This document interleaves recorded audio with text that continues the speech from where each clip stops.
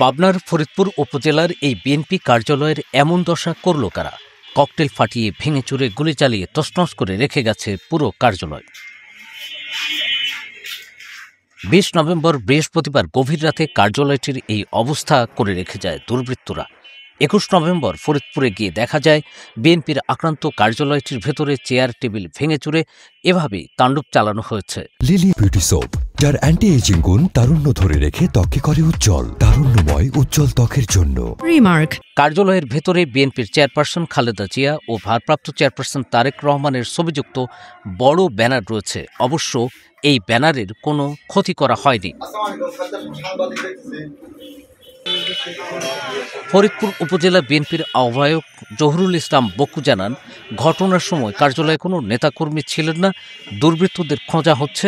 ফরিদপুর থানা পুলিশ বিষয়টি তদন্ত করছে।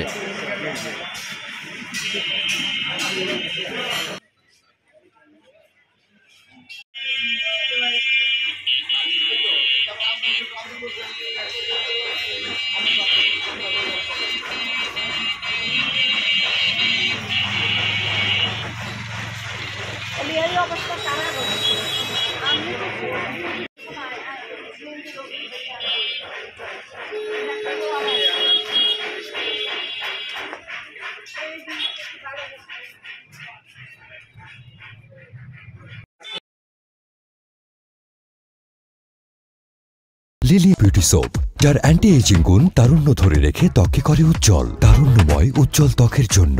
রিমার্ক।